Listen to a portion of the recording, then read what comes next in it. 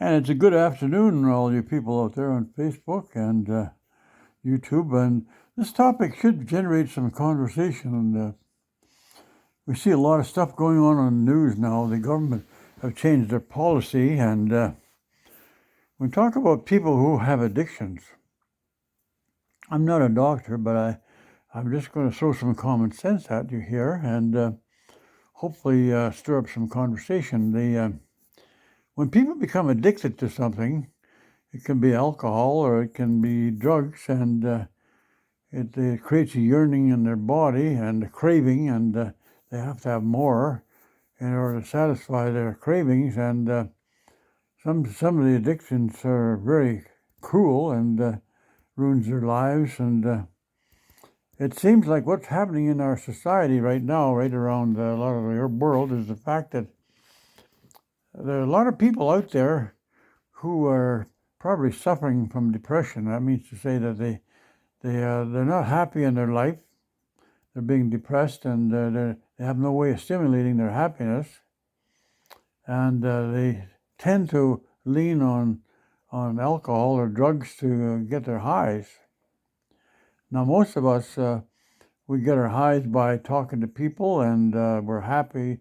We have a good job. We're retired, and we get our happiness by associating with others, comparing things, and enjoying people's humor, and just to be thankful for what we have in life. Looking back at where we were raised, we had a good family, and we got supplied with the good things in life. So we have a good value system where we appreciate that we have to work for what we earn, and we earn money, and we buy things, and if we're lucky, we get into our retirement program, and when we get old, we retire and have a good pension, and we have our old age pension and Canada pension, and we survive, and we live out our life. And we have to be really thankful that if we don't have an addiction of any kind, we have to be really thankful for that. And I think in our children and in our friends, we have to keep our eyes open for people that have addictions and try and steer them into some programs where they can get some assistance. Now, when you take a look at what's happening in a lot of the areas, we've seen it in the Okanagan, in Kelowna, and also you see it on the news now where people are living in tents. They don't have a decent job, and they're getting into an addiction, and they kind of gang together and live with each other. And the government are now catering to the needs of depression. And when we see people who have a need, everybody has a need for recognition, and they have a need to feel satisfied about having a job and doing a good job, and realizing that they have to work if they're capable. If they're handicapped or really sick or injured or something like that, it's a different story. But people who are healthy and they're strong, their muscles are strong, and they can work, should be working. Now, when people are addicted, it's not an easy thing to do, because people have to go through a rehab program, and they have to have their brain reprogrammed, and the system has to be cleaned out and get away from the drugs and the addictive substances that are throwing their balance off. And in order to do that, they have to have a good rehab program where there's doctors and nurses, and they can be put through a training program and get their addictions attended to. Now, it goes a lot farther than that from where I stand. I don't have all the answers, but if you think about it, if everybody has the ability to be trained, unless they're physically handicapped or mentally handicapped, but everybody has to have a set of skills, marketable skills. That means to say that they have to be able to do some work, that they can perform work for somebody and be compensated by being paid for it. So anybody who has an addiction, first off, has to be put through a cleaning up program, a rehab program.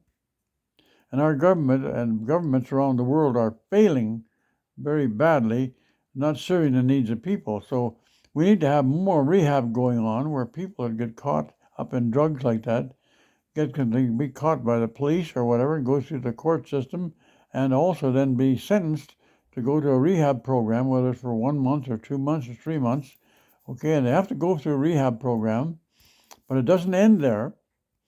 They have to be put through a skills examination program to find out what the person can do. What is the person capable of doing? Are they able to perform jobs as a mechanic or as a carpenter, or can they operate equipment? Now, if they don't have any skills, the next thing we have to do is we have to equip them with a set of skills. That means they may have to go to vocational school and be trained. And then there has to be some analysis done about what kind of jobs are available in the country. There's no use training for something that there's no opportunity for jobs. So first off, we catch them, we find out they have a problem, get them through rehab, and do a firm analysis of what their skill set is. What can they do? And if they don't have a skill set, then we have to train them. So we have to do rehab and then retrain and then place them into jobs. So our government's really falling behind. Generally, we should be looking at these people that are in trouble. They should be put to rehab, clean them up, and do analysis on their skills, and then do some training, and then set up a program where there's jobs. Now, just to hand out a bunch of drugs to people on the street is not going to solve the problem. It's going to make it worse, because everybody out there who doesn't have a job or haven't had a job for a long time has to first off get their mind all cleaned out and get their program and get the motivation going for them. Get some training for them. Get them into a job. And there has to be some follow-up. There has to be some coordinators that work with them and to find out how are they doing, We got to follow up and see, look, how are you doing? Is your job working out for you? Talk to the people who employ them. And it's a big program. But just to go out and hand out free drugs on the street to people who have addictions is not going to solve the problem. In fact, we see in Nelson, BC, that we have way more people who are into drug problems here than we ever had before. And it's not a policing thing. It's not a policing problem. The police cannot do anything about it because you need special training.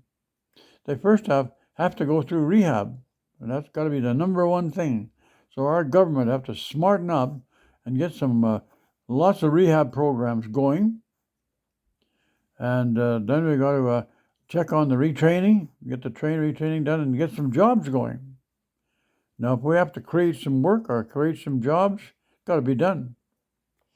Now, in Nelson, BC, we used to have a little bit of a sawmill thing going out at 6 Mile there, and they had people that were coming, got out of jail, got into trouble, got sent out there, and were working there pretty darn effectively.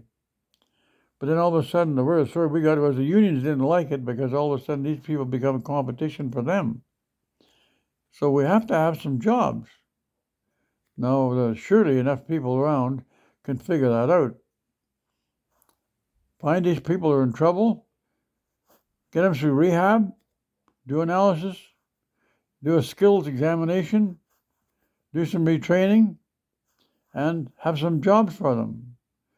So that might require a special section to do that. You might have some doctors involved and find out what the story is on these people. There's going to be some of them that may not be able to be placed into jobs because there are some people who are handicapped who may not be able to work. Now, if they've got brain damage and stuff like that, that's a different story too. But just handing out a bunch of free drugs on the street isn't going to solve the problem. In fact, it's going to make it worse because there's a lot of people out there, if they're not employed, they're going to become depressed from sitting around with nothing to do, boring as hell.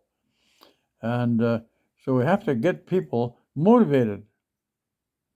Got to find out what turns them on. Get them motivated. Got to take looking at a better life. We got to create a better life for them. So first off, we got to get the rehab done, some skill analysis, put them some training, and at the same time generate some jobs for them.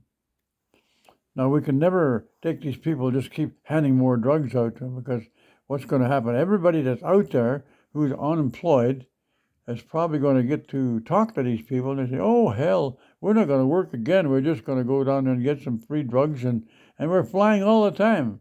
We just lay around and do nothing, and it's good. But as soon as you need some more drugs, you got to run down and get some more, and get some more. But it doesn't get them into a productive situation that provides any satisfaction or rewards for them. You've got to treat them more like people. And I feel sorry for the police involved trying to deal with these people, because it's not something you can just put somebody in jail and solve the problem. But they go back and get more drugs, pump more drugs into them. And our government, we're playing good guys. They're trying to say, well, we're going to solve all their problems by giving them free drugs. It doesn't do anything. It makes things worse.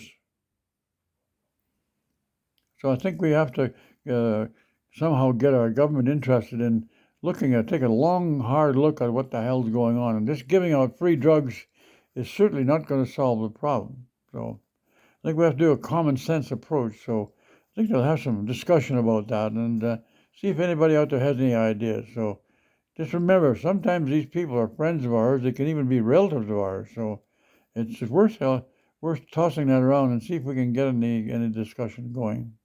So have yourself a great day, and it's nice to see people healthy, and we hope you're enjoying your life in their full retirement. So have yourself a great afternoon.